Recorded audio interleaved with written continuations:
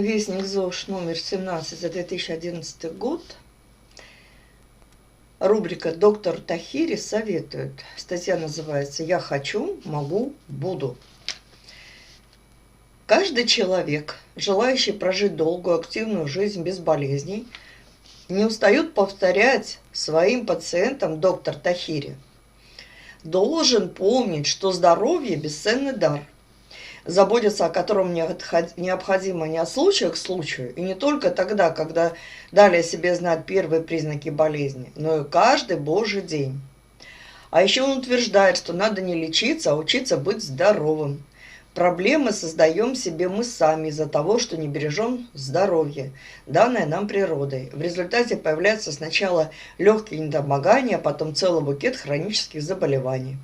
Корреспондент ЗОЖ Владимир Кириллов встретился с человеком-легендой, имя которого занесено в Книгу рекордов Гиннесса, председателем Ассоциации фитотерапевтов и народных целителей Республики Таджикистан, кандидатом медицинских наук Муллазухуром Тахири, и попросил его поделиться с читателями ЗОЖ своими уникальными рецептами оздоровления. Такое хорошее вступление хочу сказать. Все мы должны предупреждать болезни. А для того, чтобы предупреждать болезни, быть здоровыми, надо себя изучать с самого детства. Безграмотный тот человек, который не знает, как он устроен. И мы до конца не знаем, поэтому мы не можем до конца лечить болезни. А когда ты начинаешь изучать человека в комплексе, тогда ты начинаешь понимать, это должно быть делом каждого человека. То есть ребенок родился, его уже должны сразу с мальства учить. Мало того, что как он устроен, объяснять, что, как, по-простому. Дети очень быстро учатся, где какая мышца, за что он отвечает, что будет, если ты вот так будешь ложиться спать, ну и так далее, и так далее. Что будет, если ты так будешь кушать. Говорят, дети все переварят. Конечно, все переварят, потому что они еще не засорены. Но оно все накапливается. Это как, знаете, в чистое ведро начать бросать мусор. Это то же самое. И ребенка надо учить, чтобы он понимал сочетание продуктов и так далее. Там это огромнейшая наука.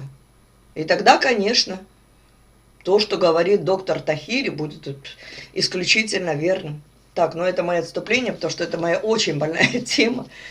Я считаю, что это не даже вот с ясельной группы надо учить ребенка, да вообще с рождения. Это такая у меня тема больная, и тогда вообще бы не было. Медицина была бы вообще совершенно другая. А не так, как посмотришь вот на больных людей, сидят и ждут, я пойду к доктору, доктор меня вылечит. Не вылечит доктор. Современная медицина вообще, я про ее молчу, и раньше тоже. Чтобы доктор вылечил, он должен знать твою вообще всю подноготную. Как ты даже в утробе матери провел 9 месяцев, как ты родился и так далее, как ты жил, какие у тебя были обстоятельства и все такое. Потому что заболевания, они разные. И они происходят от разного. Сейчас об этом много кинезиологи говорят. Так, села я на своего коня, останавливаюсь, поехали читать статью. Чудо-инжир. Вспоминаю добрые старые советские времена, когда на весь Душанбе было около 30 аптек, а сейчас их больше 2000. В европейских городах прослеживается та же самая тенденция. О чем это говорит? О том, что люди все больше и больше надеются, что от болезней их спасут аптеки и лекарства. Это глубочайшее заблуждение. Спасти может только природа и ее величайшее чудо – мир растений.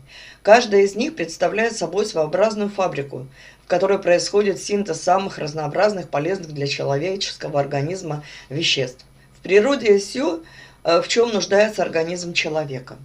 Исключительно полезным, особенно для пожилых людей, продуктом является инжир. Еще Авиценна советовала употреблять инжир при воспалении мочевого пузыря и опухолевых заболеваниях.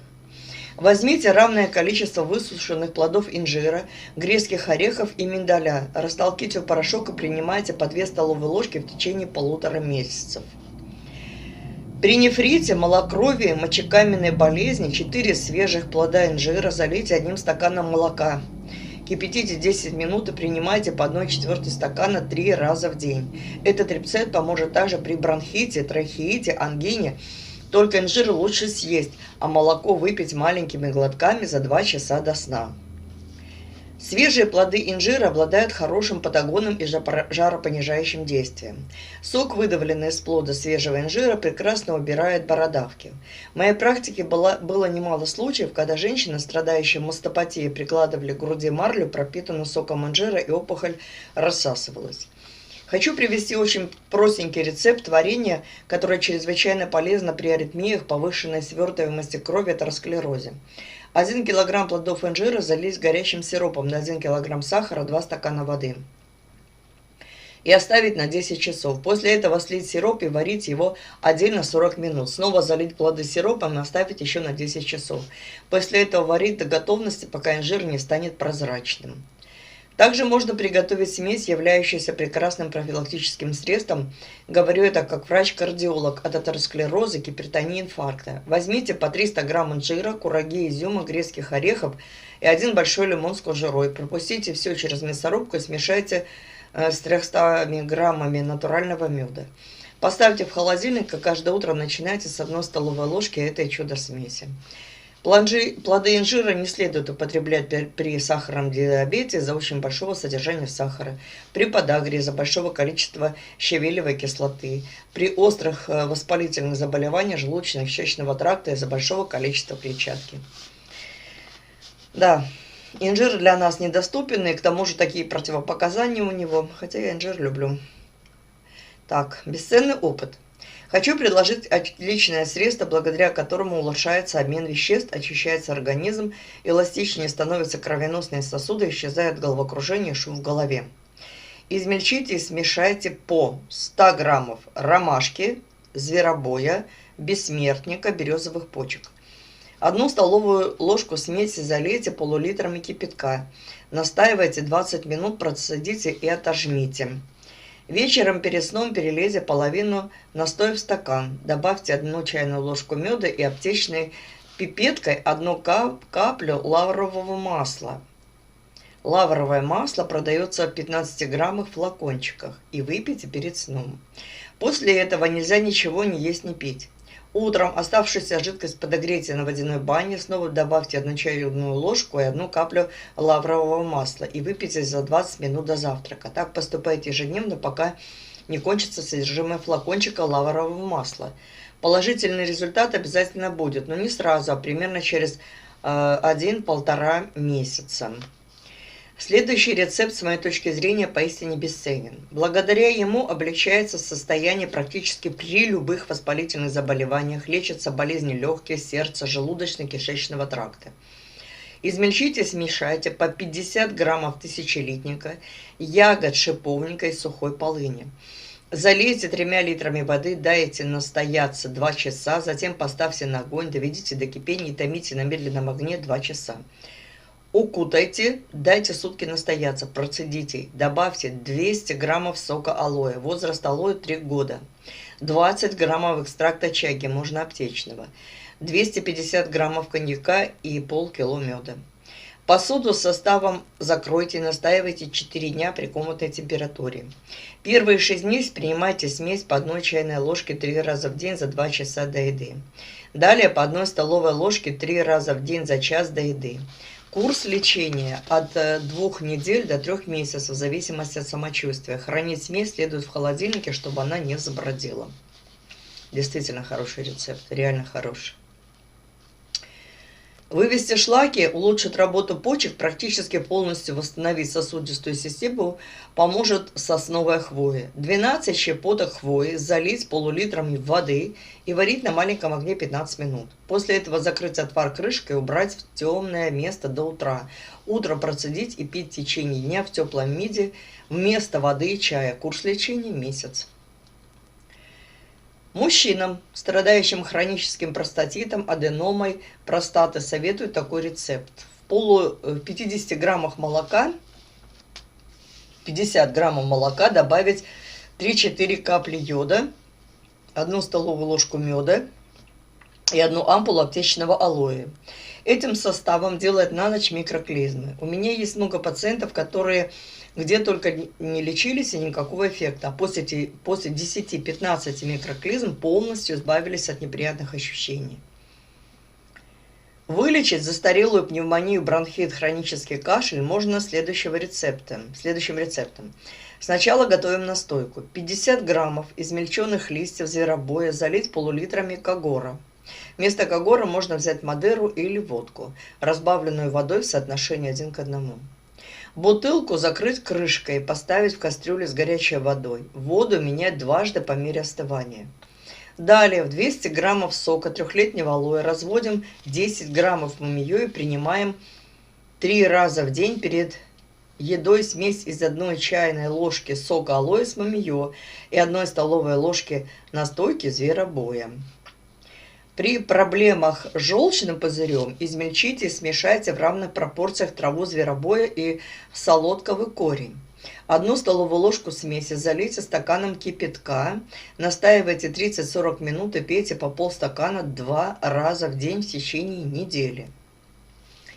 Для борьбы с желчекаменной болезнью фитотерапевты Таджикистана под моим руководством разработали очень эффективную методику. 3 суток голод, пьем только по пол-литра в сутки маленькими глотками смесь соков свекольного, морковного и тыквенного в равных частях. На 3-й день после 19 часов ложимся на грелку и через каждые 15 минут пьем сначала по 3 столовые ложки оливкового масла и сразу после этого по 3 столовые ложки лимонного сока. В общей сложности необходимо выпить по 200 мл масла и сока. Да, чуть не забыл про очистительные клизмы в течение этих 3 дней, их необходимо делать 2-3 раза в день. Для профилактики старения организма предлагаю измельчить и смешать по 100-120 граммов лаванды и листьев шалфея. Залить 1 литром сухого красного вина, настоять 14 дней в темном прохладном месте, периодически встряхивая. Процедить и принимать утром и вечером по 30 грамм за 30 минут до еды. Советы на каждый день. Включите в ваше ежедневное меню любой фрукт оранжевого цвета. Многочисленные исследования убедительно доказали, что употребление в пищу бета-каротина значительно снижает риск онкологических и сердечных заболеваний даже среди курящих. Особенно богатые бета-каротином, а также витамины С и Е, клубника и земляника. Ежедневное потребление помидоров, благодаря высокому содержанию в них ликопена, значительно снижает риск возникновения рака простаты и толстой кишки. Вот сколько лекарей, столько и мнений. А Нюмалакин говорит, чтобы получить этот ликопен, обязательно надо помидоры поджарить. Поэтому он советует кушать яичницу с поджаренными помидорами. Далее. Я противник утверждения, что одни продукты есть можно, поскольку они полезны, а другие якобы вредные, и их есть нельзя. Есть можно все. Другое дело, в каких количествах. То есть ни в коем случае нельзя переедать. То же самое относится к алкоголю. В разумных количествах рюмка водки или фужер вина – это прекрасное энергетическое, противосклеротическое, сосудорасширяющее средство. При первых признаках начинающегося гриппа советую сразу же проглотить 3-4 таблетки активированного угля. Если вас застигла острая зубная боль, а немедленный визит к врачу по каким-то причинам невозможен, рекомендую поесть семена граната, смешанные с медом. Ванночки с отваром из коры граната избавят от потливости ног. Измельченную кожуру от 2 гранатов залейте 1 литром кипятка и поставьте на огонь на 3 минуты. Остудите, процедите. Этот же отвар – замечательное средство для укрепления волос и избавления от перхоти. Головную боль можно быстро снять с помощью следующих нехитрых приемов. Положите левую руку на затылок, а правую на солнечное сплетение. И через 10-15 минут боль пройдет. Правда, перед этим необходимо провести так называемую активизацию рук. А делается это так. Согните руки в локтях. Кисти рук с раскрытыми ладонями поставьте напротив друг друга на уровне груди. Левая рука неподвижна, а правая совершает в воздухе кругообразные движения по часовой стрелке, то приближаясь к левой руке, то удаляясь от нее. При этом в ладонях должны появиться такие ощущения, как покалывание, холод или тепло. После этого поменяйте руки. Правая неподвижна, а кругообразные движения по часовой стрелке совершает левая. Коль скоро речь зашла о головной боли, приведу еще один проверенный рецепт. Разрежьте дольку чеснока на 2 половинки. Сначала потрите ими виски, а потом приложите срезанными к запястьям с ладонной поверхности и закрепите лейкопластырем. Помассируйте в течение 10-15 минут ступни ног. Написано прошлых запястьем, а я где-то читала, что надо именно на пульс привязать. Очень важна двигательная активность, особенно ходьба. Я, например, ежедневно прохожу пешком самое меньшее 5-6 километров. Ну и последний совет. Обращаюсь ко всем читателям ЗОЖ. Дайте себе установку, что будете жить до 150 лет. Как это сделать? Очень просто. Ежедневно повторяйте про себя фразу «Я хочу, я могу и я буду жить до 150 лет». И в конце концов вы поверите, что так на самом деле и будет. И да, будет так. От Вестника ЗОЖ. Несколько месяцев в году доктор Тахири проводит в Москве. Для тех, кто захочет с ним связаться и получить дополнительную информацию, сообщаем телефон 8 495 506 15 91. Не знаю, Вестник ЗОЖ за 11 год, работает ли этот телефон или нет, но прочитала полностью как есть. От себя добавлю, есть очень хорошие рецепты здесь, очень интересные.